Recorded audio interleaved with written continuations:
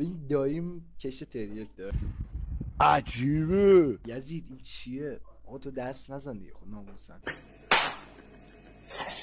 به این ابعادش خب خیلی بزرگ بودن، تقریبا حدودا میشد بگم که 50 سانتی متری بود. قطرش هم درود به یک چطوری بچه‌ها میرسم خوش اومدید به چنل خودتون. آقا ویدیو امروز از چه قراره؟ بی معطلی میخوام بگم ویدیو امروز درباره شغل هایی که خیلی شریف هستن و حالا بریم در ادامه باش بریم. اگه میبینید صدای بیرون میاد خانواده دارن جمون میبینن برای باره 6000. خب بزن بریم سراغ ادامه ویدیو. بزن بریم لیتس گو. لایک و ساب فراموش نشه، زنگوله رو بزن. بسرد خوب گوشون چی دادم میگم مشتری اگه آقا موبایل فروشه هیچ کی اندازه موبایل فروش به آدم فرو نمیکنه. بابانی حالا به جز املاکی اومد داخل گفت این قابم بردم تمیز کردم رنگش پریده، سعی نگیری عوض کنی یا ازش پرسین با چی تمیز کرد. اگه گفت با آب تمیز کردم بگو اشتباه کردی، بعد با الکل تمیز میکردی. اگه پرسیدی گفت با الکل تمیز کردم بگو بعد با آب تمیز میکردی. اوکی فهمیدی؟ اوکی. سلام خسته نباشید. سلام عزیزم. داره لاشیگری یادش میاد چیز کردن تو پاچه ملتو.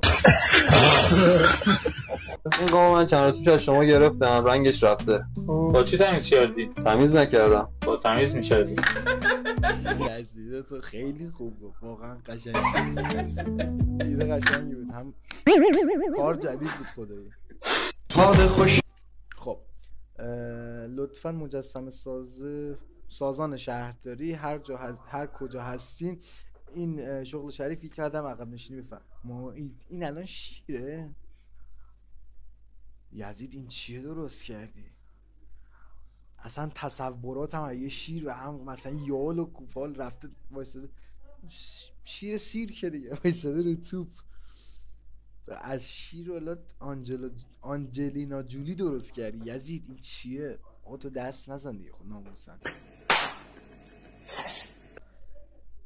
نگاه کن شیرکون شیرشاه، منم دیدی طرف نگاه شیرشاه شیرکون اینه. آقا چی کار کردی خدا وکیل؟ این ندارم دست از سر یعنی خاک تو سرت به خدا که یعنی ریدی ما بردار یه جور بهت بگم که برو خدا نگه. واقعا خب خراب کردی اصلا شهرداری ریده با اون عظمت هخامنشیان، با اون هیبت مجسمه سازی کل جهان زیر سلطش بوده. ربطی داره این الان چی کونشی داره اصلا ولش کن بریم شهرداری جان بکش کنار خدای. آقا اینو خودم انتخاب کردم معلم. این سوال داخل امتحان میاد من آخرم نیست. خیلی تو دلم مونده بگم، حالا اجازهشو نکن. چیز خاصی نداره داره میزو میکنه. این جناب محترم دانش آموزه دیگه. خب یه گاویه داره میکنه، منم از اون گاوتر که حالا یه بلایی سرش آوردم بذار بگم. ببین من تو مدرسه مثلا خیلی بچه آرومی نیستم حقیقتا.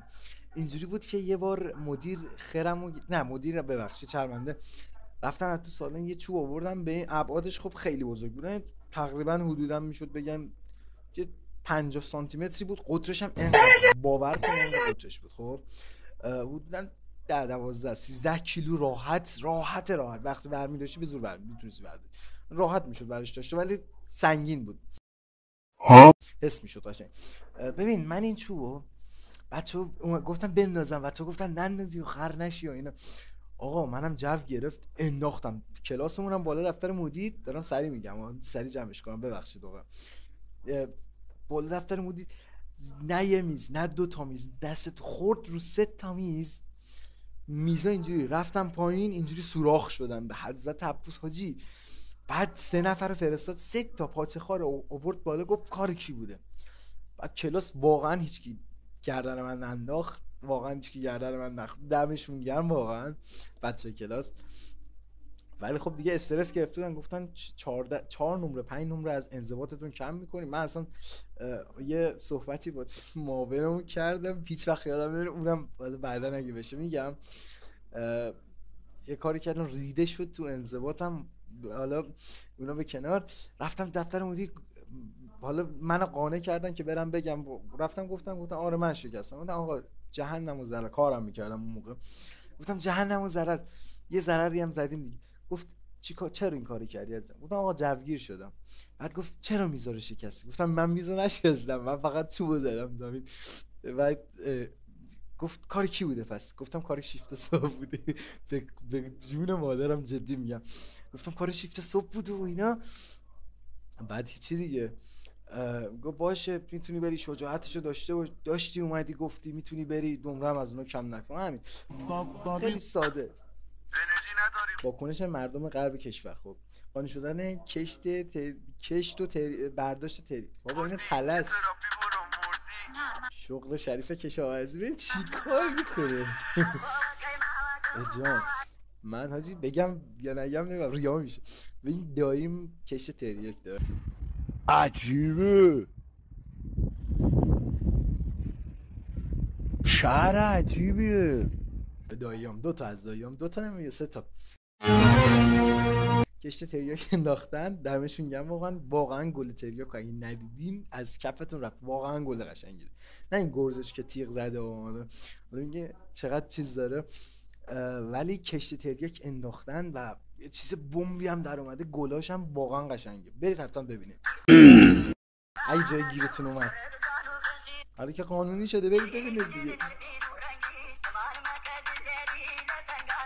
واقعا گلاش قشنگه. وقتی بزرگ میشی چی کاره میشی؟ پلیس، بازیگر، دکتر، مهندس، خواننده، دست فروش. خیلی خوبه دیگه، شغل شریفیه واقعا. انشالله موفق شید تو شغل، توسعه پیدا کن. حالا از این بساط حالا با اون وضع شهرداریمون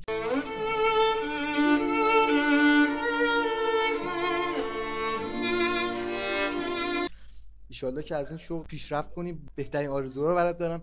ایشالله که همیشه موفق بشی، یه مغازه بگیری بتره کنی. واقعا دمت گرم، شغل قشنگیه. مثل اون چیزای مستقیم دبی میرم چیز میکنن، ولش کن. شما چیه؟ دیگه معلومه دیگه. واقعا خیابونا رو جارو میزنیم. شغل شریف واقعا شغل چیزیه. به قول شریفی. چی شد که رفتی وارد این کار شدی؟ بیا موتور اینا خسته شدم، یا کار کردم موتور اینا زیر. ببین شعور اینو پیدا کنیم مثل فرهنگ‌های اروپایی. تو خیابون آشغال نریزیم، احترام این آقایون نگه داریم. مثلا یه آدم گاو میاد بگه وظیفه‌ش باید بیاد جمع کنه. آقا وظیفه تو ریختن نیست، وظیفه این برگو جمع کن، نه اینکه بیاد خمشه آتشخالای تو رو از جوب برداره. بارون و آفتاب و اینا. خیلی شغل شریفیه، خیلی لباس شرافت. دمش گرم واقعا. من دستتو میبوسمش. اگه صحبتی با هم دیگه دارید. سوالم فکر کنم معلومه. مشکلی نداری با این لباس؟ نه. قیافش دید دختر رو چقدر ناز بود. ببین اینجور آدما واسه چی میگم، اینجور افراد محترم واسه جامعه میمونن. جامعه رو به پیشرفت داره. نه پیانگاتی کنسله. تو اصلا در حد اون نیست. خودت میدونی به کی باید بفرستی. ببخشید ماشین تو خیلی قشنگه شو. Çok güzel, ne iş yapıyorsunuz? Pezevenk'im. صداقت تو، مرسی.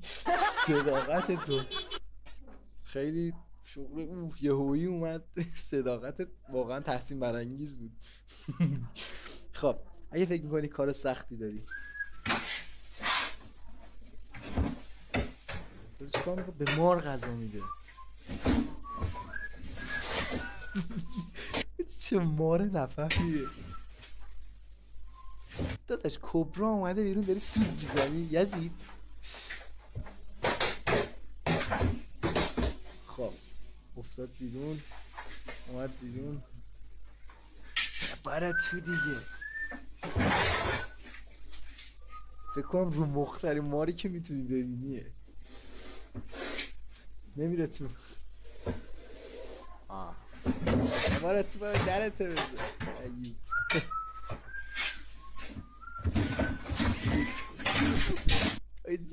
یه شغلیه که سر آدم چیز میشه، چیزاش میفته. خودتون میدونی دیگه، جیگر میخواد. آدم خوبه چیز داشته باشه، جیگر. آره همونا. ولی ما بهش یه چیز دیگه اینی خیالش نیست طرف با 2 تا چوب گرفته مار هوا میکنه. خب بیهوشش کرد. فکر کن سر کله زدن با این از یه دختر راحت تره. بیهوش شد انداختش تو در بس. توهین نمیکنم به دخترها. آقا دم مرامتون گرم. مرسی که تا اینجا ویدیو ما رو نگاه کردید. دم همتون گرم. مرسی از بچه تلگرام که منو حمایت کردید. من یه تبلیغی دادم، تبلیغ که نبود، یه گفتم مرامی ما رو چیز کن، صاف کن، دمت گرم. گفت رو چشم. دمتون گرم واقعا. مرسی از تک تکتون. دمتون گرم واقعا. ایشالله که همیشه سلامت باشید.